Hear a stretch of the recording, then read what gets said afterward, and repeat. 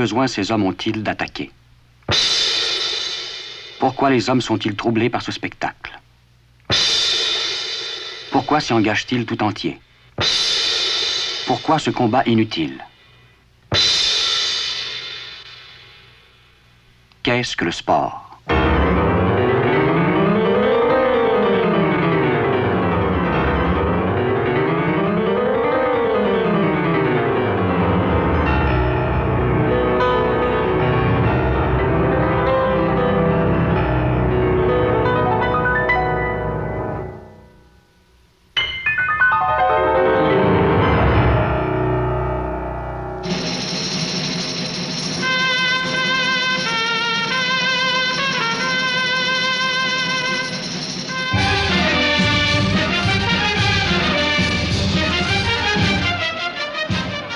La corrida est à peine un sport, et c'est pourtant peut-être le modèle et la limite de tous les sports. Élégance de la cérémonie, règles strictes du combat, force de l'adversaire, science et courage de l'homme. Tout notre sport moderne est dans ce spectacle d'un autre âge, hérité des anciens sacrifices religieux. Mais ce théâtre est un faux théâtre. On y meurt pour de vrai.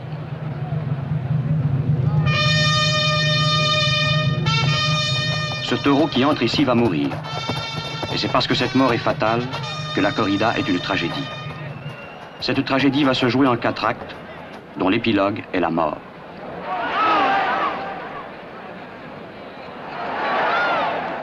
D'abord, les passes de cap. Il faut connaître le taureau, c'est-à-dire jouer avec lui, le provoquer, l'éviter, l'envelopper d'une façon légère. Bref, s'assurer de sa docilité à combattre lui aussi dans les règles.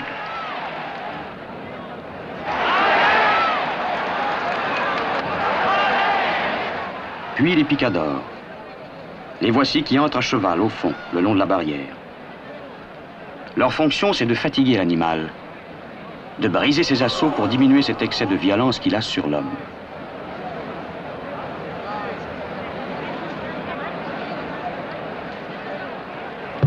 Troisième acte, les banderilles.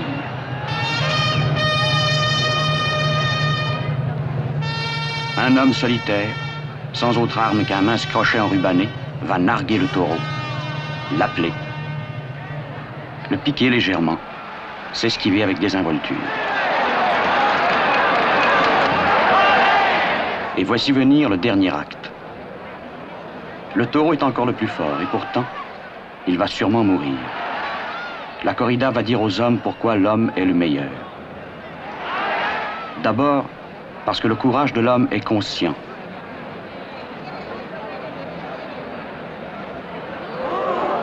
Son courage est conscience d'une peur, librement acceptée, librement surmontée.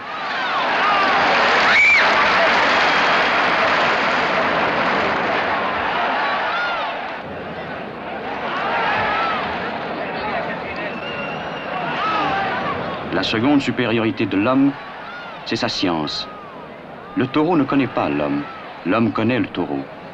Il prévoit ses mouvements, leurs limites. Il peut conduire son adversaire au lieu qu'il a choisi. Et si ce lieu est dangereux, il le sait, il l'a voulu.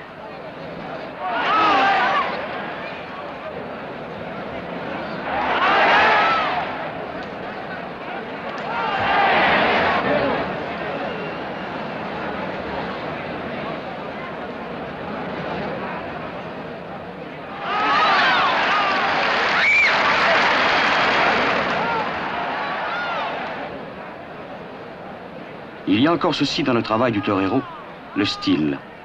Qu'est-ce que le style? C'est faire d'un acte difficile un geste gracieux. C'est introduire un rythme dans la fatalité. C'est être courageux sans désordre. C'est donner à ce qui est nécessaire l'apparence d'une liberté.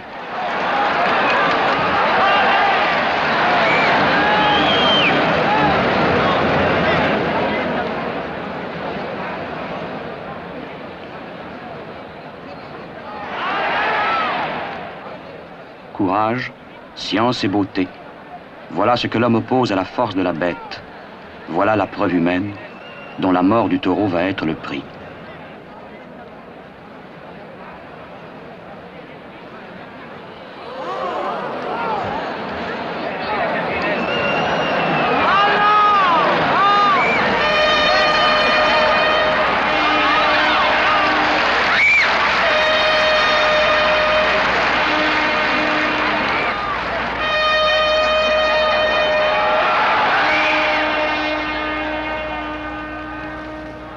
Aussi, ce que la foule honore dans le vainqueur, en lui jetant des fleurs et des présents qu'il lui renvoie gracieusement, ce n'est pas la victoire de l'homme sur la bête, car le taureau est toujours vaincu.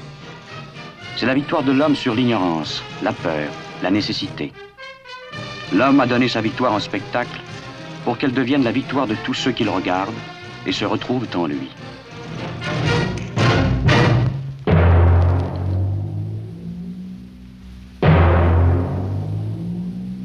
Et dans le grand coureur automobile, qui va-t-elle retrouver?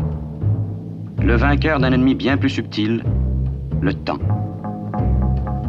Ici, tout le courage et toute la science de l'homme vont s'exercer sur une chose, la machine. Par elle, l'homme vaincra, mais peut-être aussi par elle, il mourra.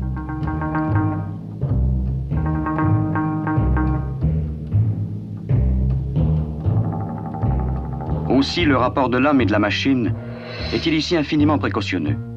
Ce qui se jouera très vite doit d'abord s'essayer très lentement, car la vitesse n'est jamais que la récompense d'une extrême lenteur. Il faut d'abord s'assurer des commandes, car on va beaucoup leur demander. Jusqu'à 2500 changements de vitesse par heure.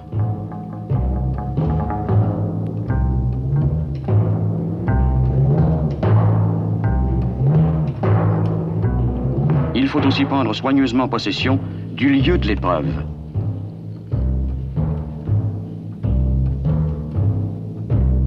D'abord faire contrôler la piste, ses angles, ses courbes, ses niveaux.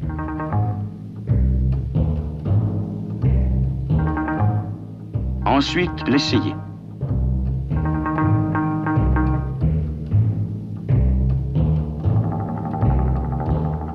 Courir seul, sans autre ennemi que le temps.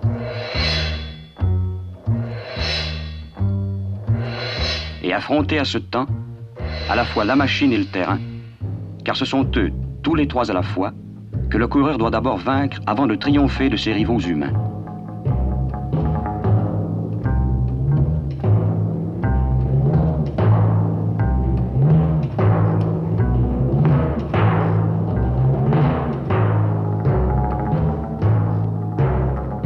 Il faut enfin et surtout préparer le moteur.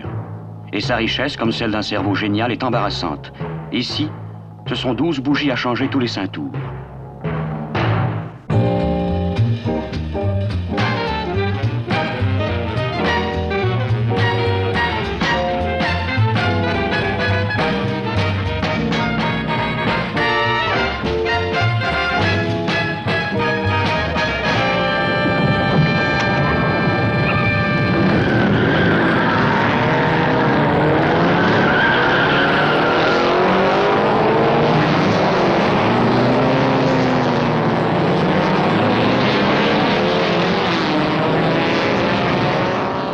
Nous sommes à Sebring, en Floride. C'est une course de 12 heures mobilisant des voitures de types variés. À peine le départ donné, une économie implacable va régler chaque atome de mouvement, car le temps est désormais partout.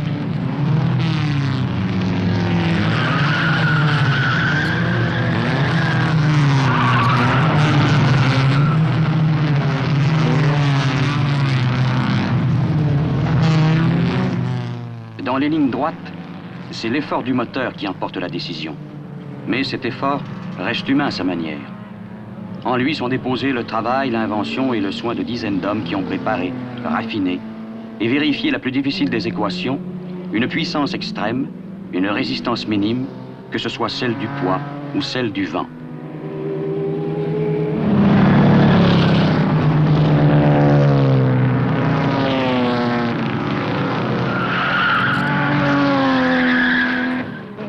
Mais dans les virages, mis à part la suspension de la machine, c'est le coureur qui fait tout.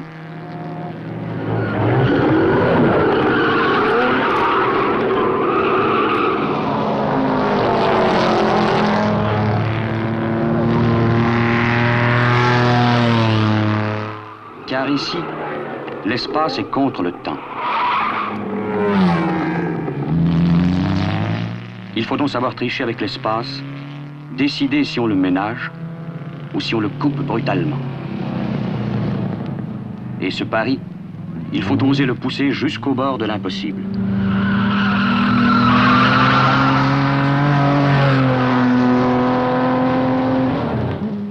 pas seulement le coureur qui lutte contre le temps, c'est toute son équipe.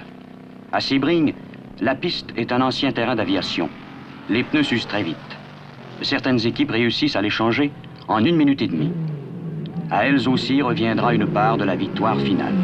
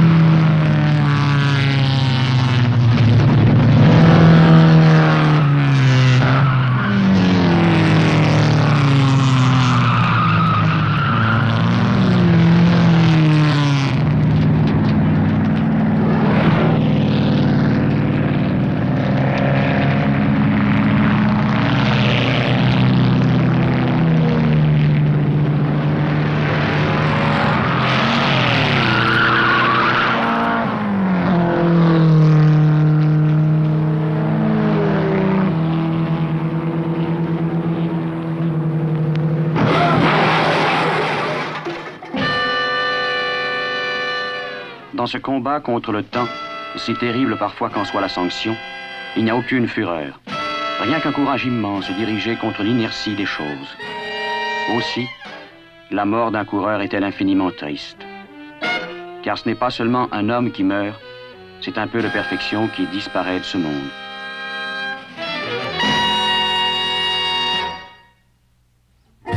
Mais c'est précisément parce que cette perfection est mortelle qu'elle est humaine. À peine tout est-il perdu ici, que d'autres hommes vont recommencer là.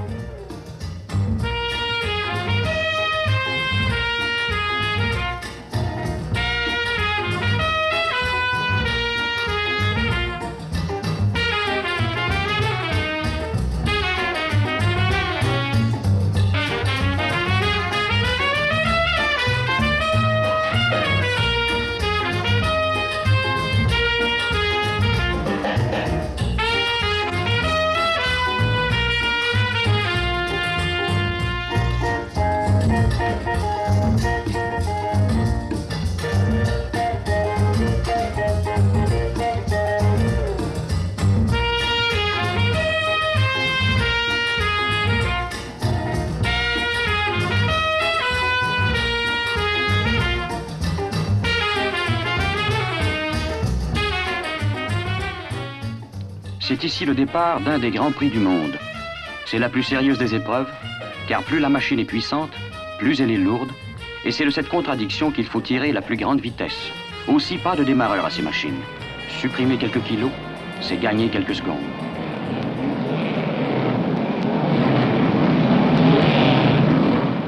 Ce sont ces préparatifs de départ qui donnent son sens à la course automobile, celui d'une victoire sur la pesanteur et l'inertie des choses. Au repos, ces machines sont lourdes, passives, difficiles à déplacer. Comme un oiseau gêné par ses ailes, c'est leur puissance virtuelle qui les fait peser.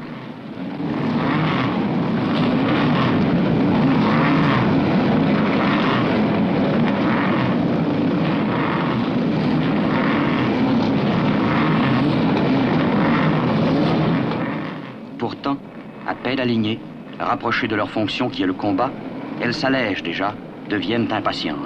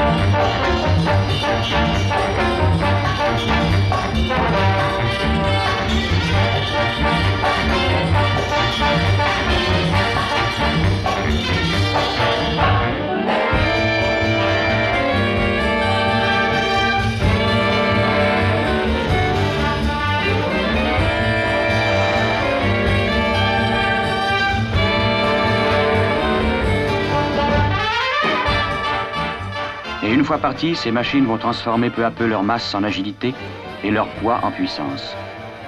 À peine ont-elles gagné leur élément qui est la vitesse, qu'elles vont en envelopper le monde entier, sur les terrains et les circuits les plus variés, à Nürburgring, le plus dangereux, à Monaco, le plus tourmenté, de Monza, le plus éprouvant, à Spa, le plus rapide.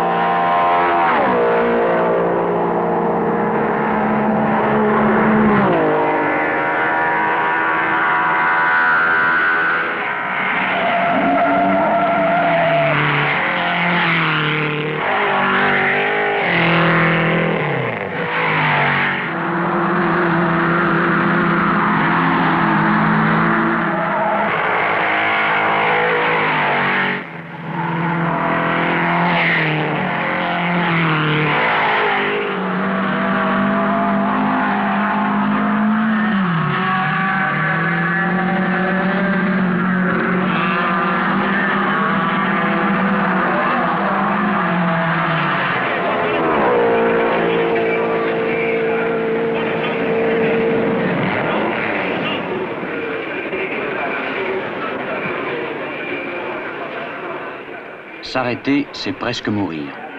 Si la machine est malade, il faut en informer son maître avec ménagement. Car un grand coureur ne dompte pas sa machine, il l'apprivoise. Il n'est pas seulement celui qui gagne, il est aussi celui qui ne détruit rien. Une machine hors du jeu, c'est la tristesse d'un être qui meurt et qu'on ne peut remplacer, même lorsqu'autour de lui la vie continue.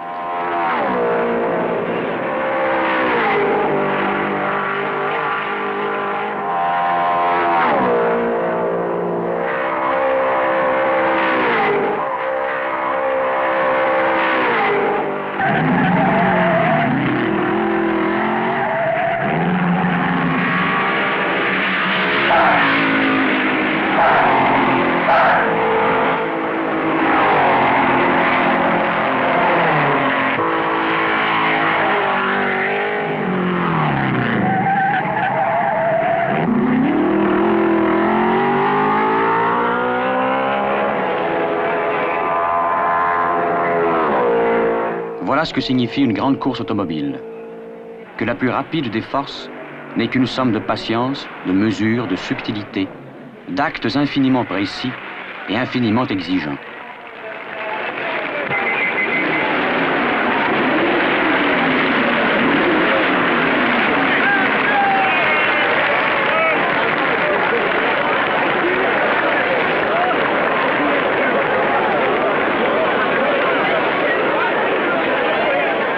Ce que cet homme a fait, c'est se mener, lui-même et sa machine, à la limite du possible. Sa victoire, il l'a remportée, non sur ses rivaux, mais au contraire avec eux, sur la pesanteur obstinée des choses. Le plus meurtrier des sports est aussi le plus généreux.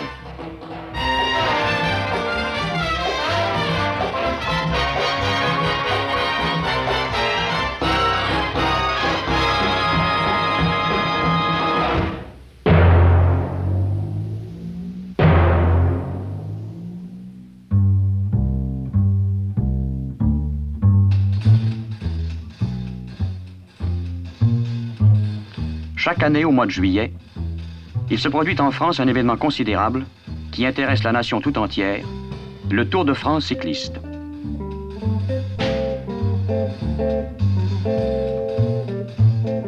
Des vedettes prestigieuses, une dizaine d'équipes, régionales ou nationales,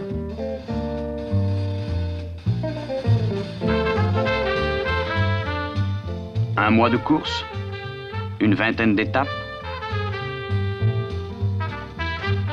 un départ solennel comme une revue militaire ou l'arrivée d'un chef d'État, des promenades délicieuses suivies de grands combats, ce rythme libre d'efforts sérieux et de paresse amusée, si particulier aux Français, du drame, de l'humour, de l'émotion. Tel est le spectacle prodigieux qui commence ce matin d'été, où la grande armée des coureurs et des suiveurs prend lentement son élan.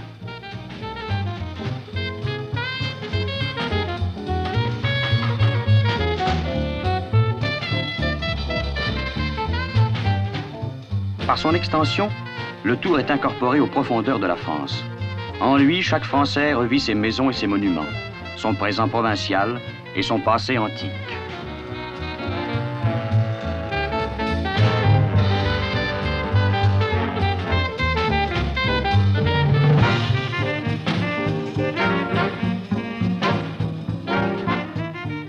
On dit le français peu géographe. Sa géographie n'est pas celle des livres, c'est celle du Tour. Chaque année, par le Tour, il connaît la longueur de ses côtes et la hauteur de ses montagnes.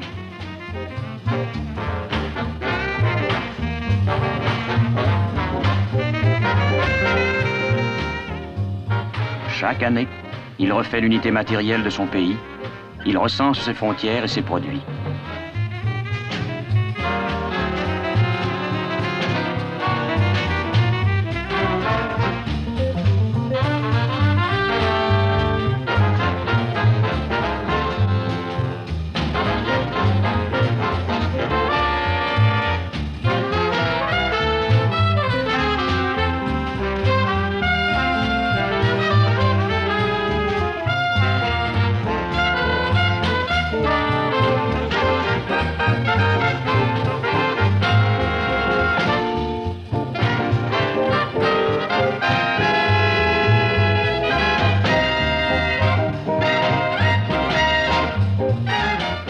Tel est le théâtre du combat, la France entière.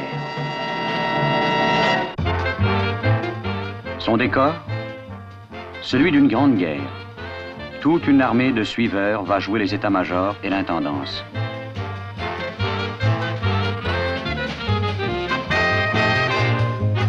Cette armée a ses généraux, debout, l'œil fixé sur l'horizon.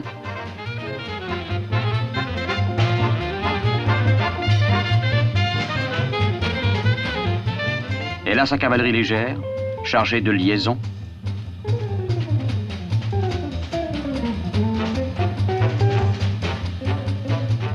Elle a ses penseurs et ses mathématiciens.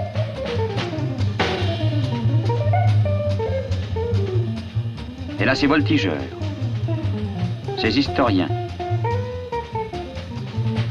et ses correspondants de presse.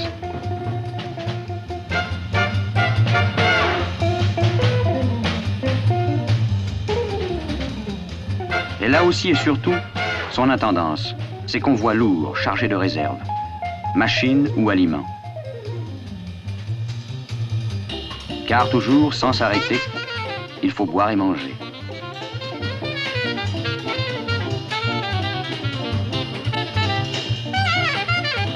Comme dans les vieilles images de guerre, chacun tend de quoi boire aux combattants qui marchent.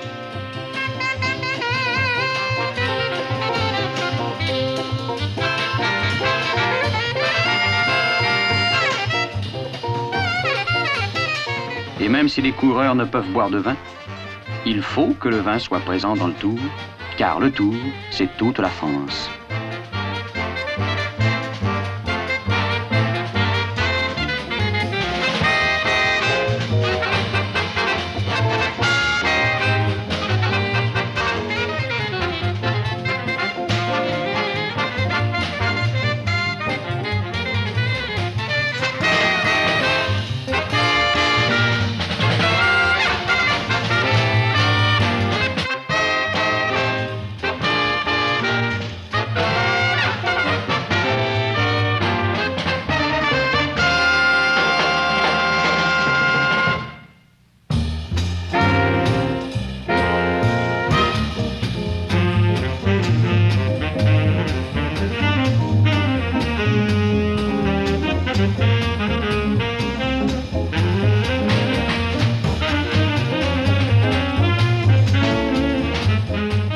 Cette grande guerre d'un mois est faite de campagnes successives. Chaque jour a sa bataille, chaque soir a son vainqueur. De l'eau, des fleurs, des baisers.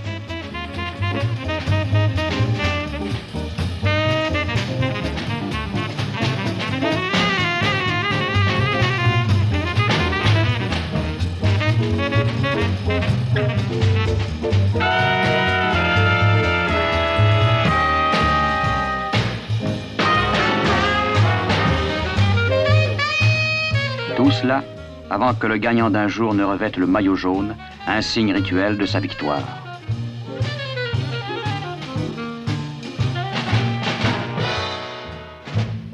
La guerre a ses moments paisibles, le Tour a ses moments heureux. Comme dans les très anciens combats, le soir, les armes se suspendent. Tout redevient paisible, c'est le repos. Ce sont les soins du guerrier. C'est la danse sur la place. C'est la foule se promenant et s'amusant à regarder l'immense cortège publicitaire qui suit le Tour.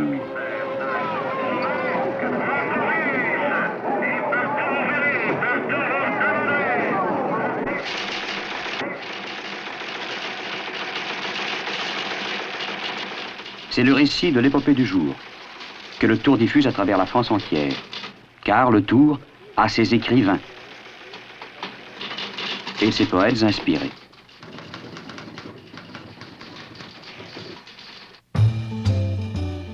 Ailleurs, c'est le repas fraternel des combattants, le commentaire du chef, le silence de ceux qui se sont bien battus.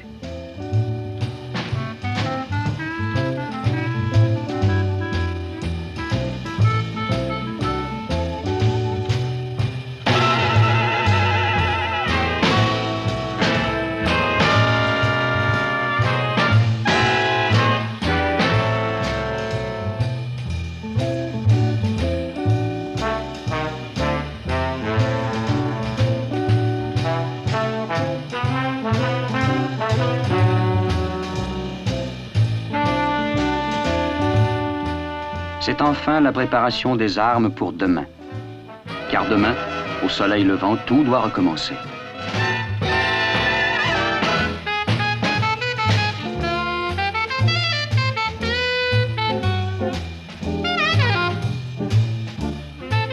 En effet, le Tour n'est pas seulement une belle histoire, c'est aussi une lutte sérieuse.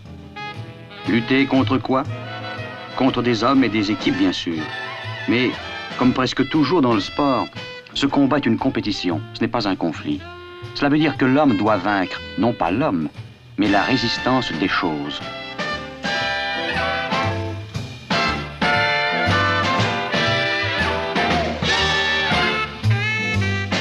Et ce combat est si bien l'affaire de tous que dans le Tour, l'entraide des hommes bouleverse les barrières du spectacle et du combat.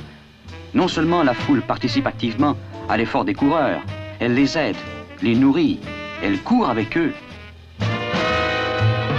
Mais encore, les rivaux eux-mêmes s'unissent lorsque l'un d'eux est menacé d'abandonner. Car c'est là l'enjeu du Tour, tenir.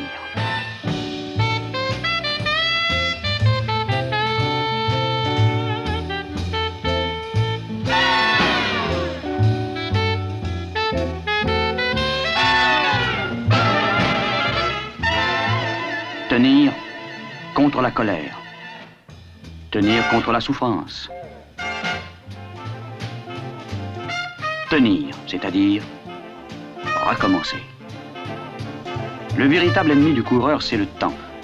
Le temps, c'est le plus souvent le temps des autres. Mais c'est quelquefois, dans certaines étapes plus cruelles, le temps pur, celui des montres. Le coureur part seul, il va aller à chaque seconde le plus vite possible, comme s'il n'y avait plus dans le monde que le temps et lui.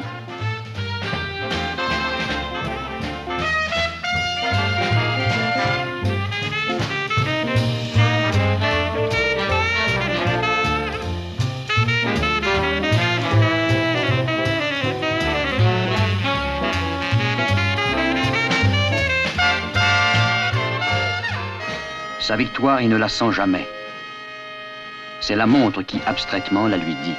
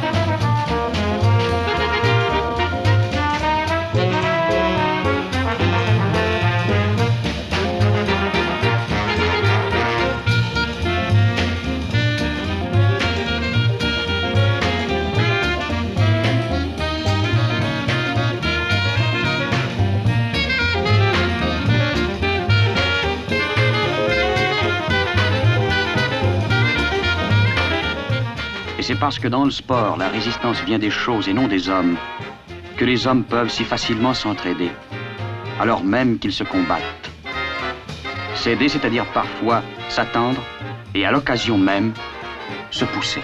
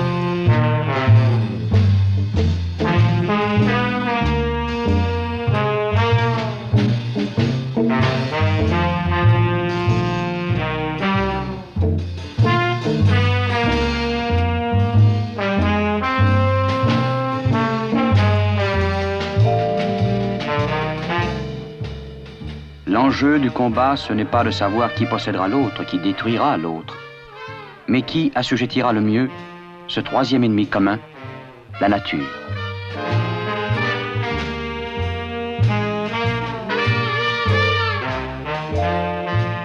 Chaleur, froid, ce sont ces excès et, pis encore, leurs contradictions, que le coureur doit affronter d'un mouvement égal, inflexible. C'est la résistance de la terre qu'il doit ajouter à celle des objets.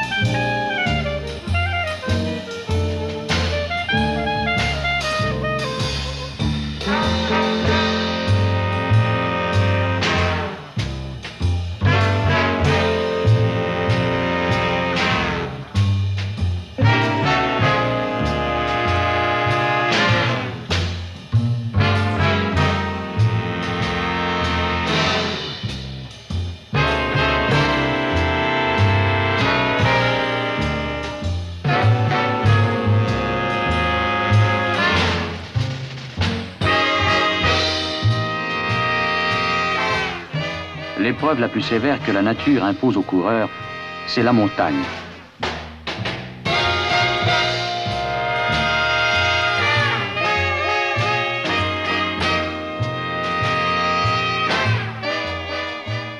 La montagne, c'est-à-dire la pesanteur. Or, vaincre la pente et le poids des choses, c'est décider que l'homme peut s'emparer de tout l'univers physique. Mais cette conquête est si dure que l'homme moral doit s'y engager tout entier. C'est pourquoi, et tout le pays le sait, les étapes de montagne sont la clé du tour. Non pas tellement parce qu'elles décident du vainqueur, mais parce qu'elles manifestent ouvertement la nature de l'enjeu, le sens de la lutte, les vertus du combattant.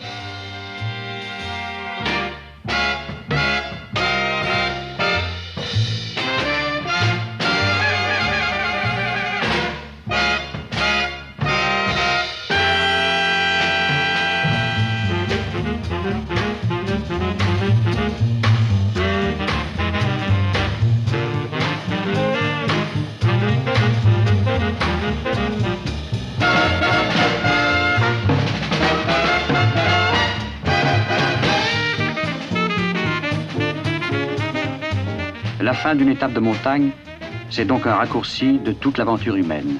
Il y a les vainqueurs.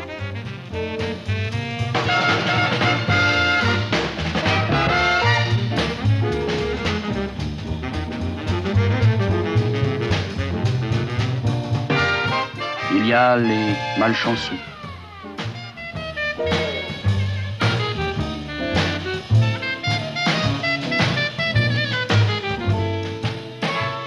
Il y a le désespoir, il y a la sagesse.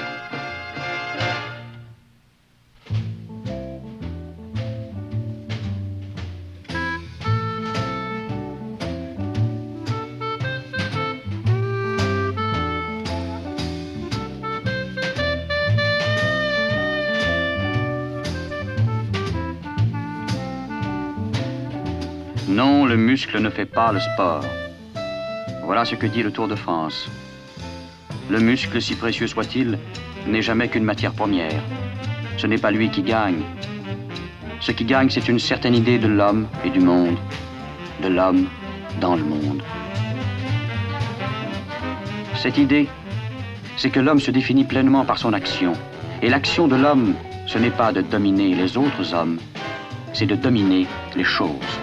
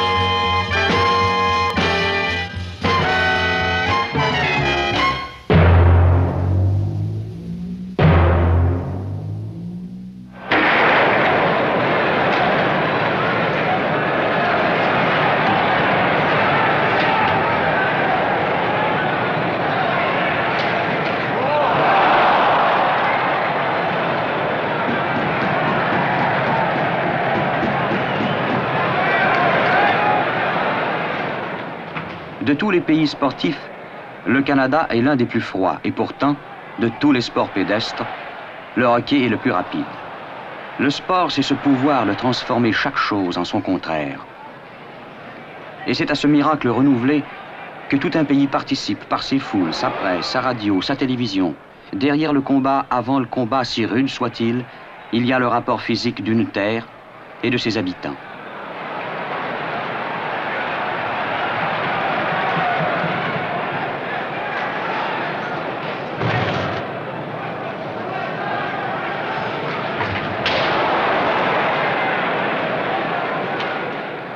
Qu'est-ce qu'un sport national? C'est un sport qui surgit de la matière même d'une nation, c'est-à-dire de son sol et de son climat. Jouer au hockey, c'est chaque fois redire que les hommes ont transformé l'hiver immobile, la terre durcie, la vie suspendue, et que précisément de tout cela, ils ont fait un sport allègre, vigoureux, passionné.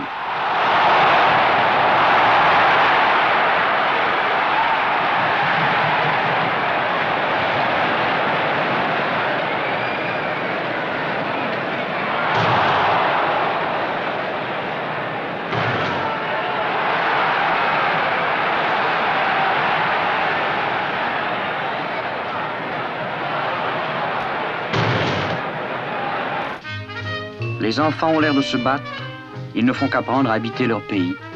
Et ce que l'œil des mères suit dans les premiers gestes adultes de leur progéniture, c'est moins le sort d'une bataille que le développement d'une initiation.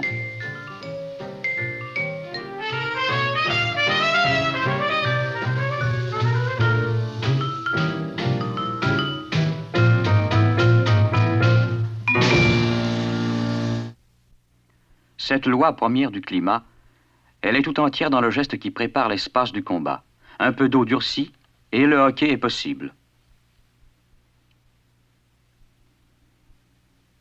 Cet espace, il ne reste plus qu'à faire de lui l'objet d'une règle, c'est-à-dire d'une stratégie, d'une idée.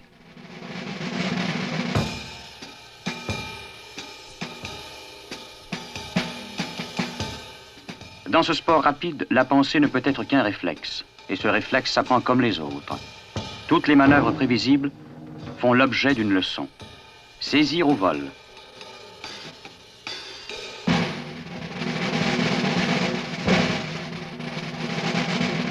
Conduire l'enjeu à travers 1000 obstacles.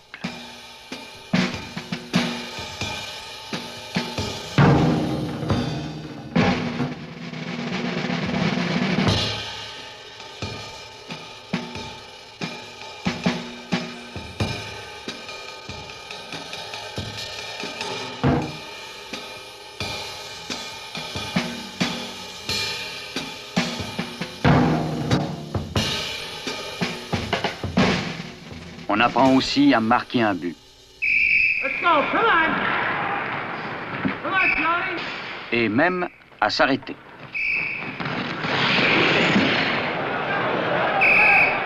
Voilà tout ce qui va prendre place dans la partie qui commence.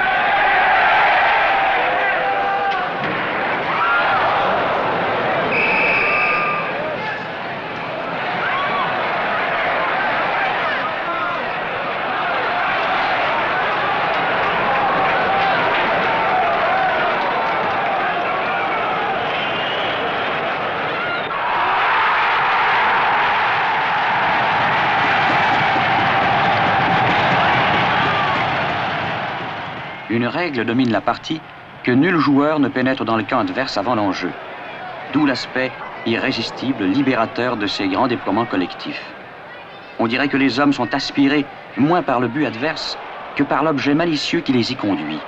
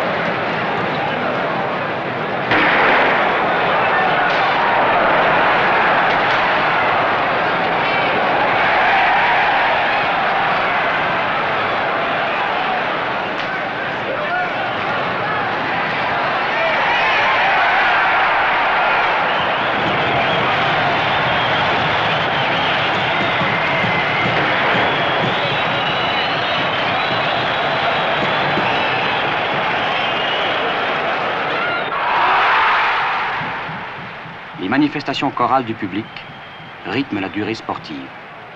Par ses exclamations massives, le public commente le spectacle. Toutes les valeurs morales peuvent s'investir dans le sport. Endurance, sang-froid, témérité, courage.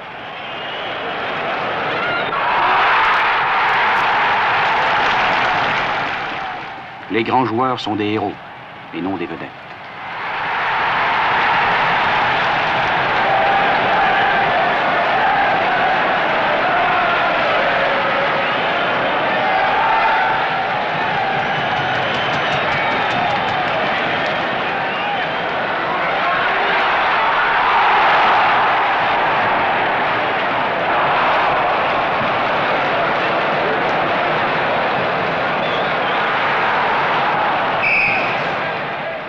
Un but marqué, c'est comme dans tous les sports une grande victoire.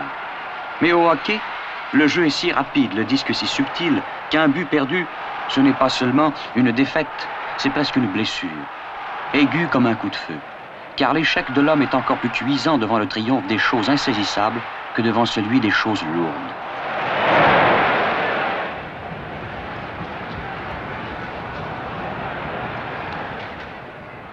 Le but est vide. Pourquoi?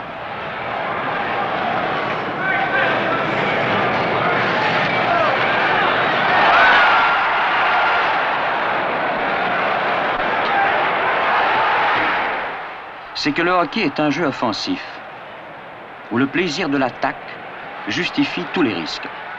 Parfois, le chef d'un camp décide de dégarnir son but pour avoir le droit d'augmenter d'un combattant son groupe d'attaque et de porter ainsi la guerre sans désemparer dans les lignes ennemies.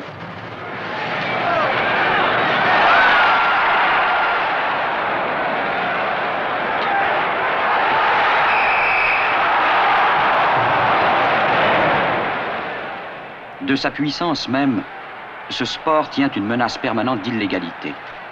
Le jeu risque sans cesse d'être plus rapide que la conscience et de la déborder.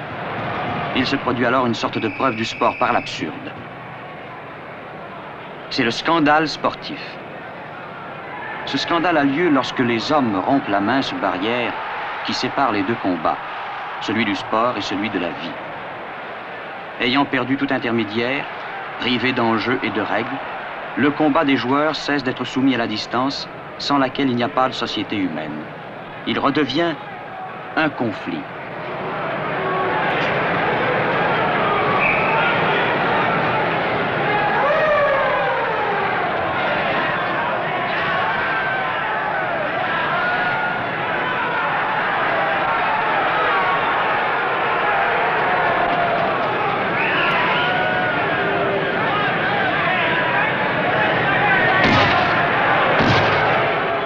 Le sport retourne alors au monde immédiat des passions et des agressions, et il y entraîne la foule qui venait précisément lui demander de l'en purifier.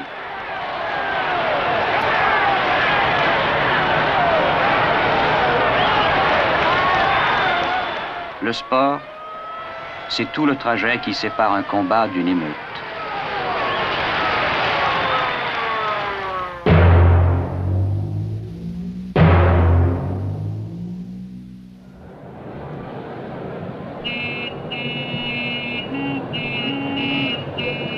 Il pleut sur l'Angleterre, et pourtant toute l'Angleterre est dehors. Pourquoi? Il y a football à Wembley.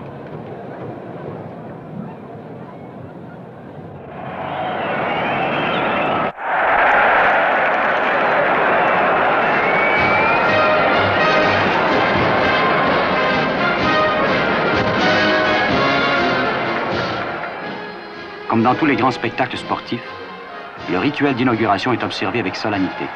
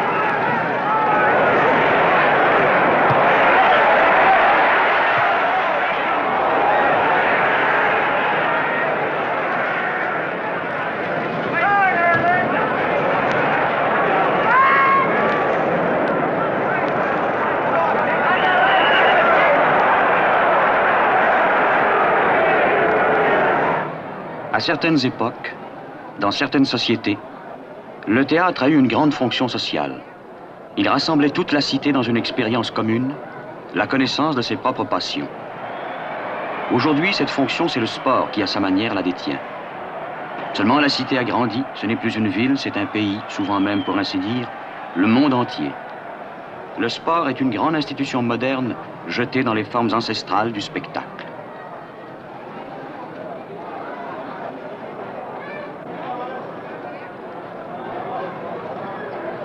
Pourquoi? Pourquoi aimer le sport? Il faut d'abord se rappeler que tout ce qui arrive aux joueurs arrive aussi aux spectateurs. Mais alors qu'au théâtre, le spectateur n'est qu'un voyeur, dans le sport, c'est un acteur.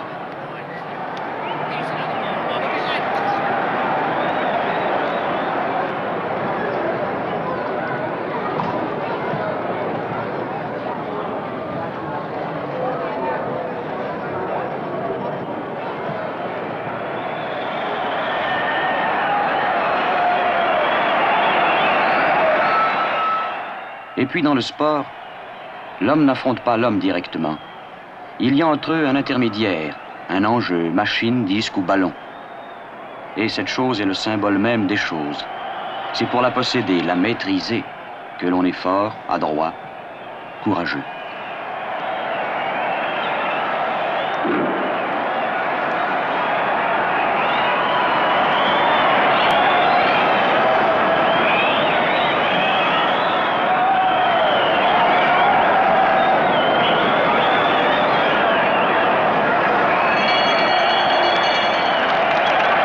Regarder ici, c'est non seulement vivre, souffrir, espérer, comprendre, mais aussi et surtout le dire de la voix, du geste, du visage. C'est prendre à témoin le monde entier. En un mot, c'est communiquer.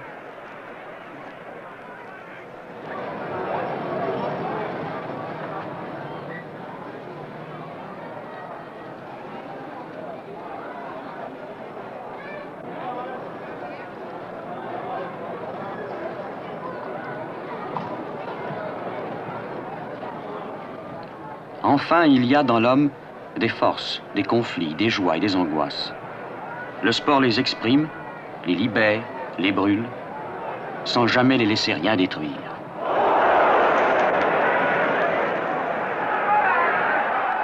Dans le sport, l'homme vit le combat fatal de la vie, mais ce combat est éloigné par le spectacle, réduit à ses formes, débarrassé de ses effets, de ses dangers et de ses hontes. Il perd sa nocivité, non son éclat ou son sens. Qu'est-ce que le sport? Le sport répond par une autre question. Qui est le meilleur? Mais cette question des anciens duels, le sport lui donne un sens nouveau.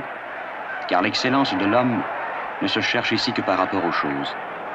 Qui est le meilleur des hommes pour vaincre la résistance des choses, l'immobilité de la nature? Qui est le meilleur pour travailler le monde, le donner aux hommes, à tous les hommes? Voilà ce que dit le sport. Parfois, on veut lui faire dire autre chose, mais le sport n'est pas fait pour cela. Quels besoins ces hommes ont-ils d'attaquer? Pourquoi les hommes sont-ils troublés par ce spectacle? Pourquoi s'y engagent-ils tout entiers? Pourquoi ce combat inutile? Qu'est-ce que le sport?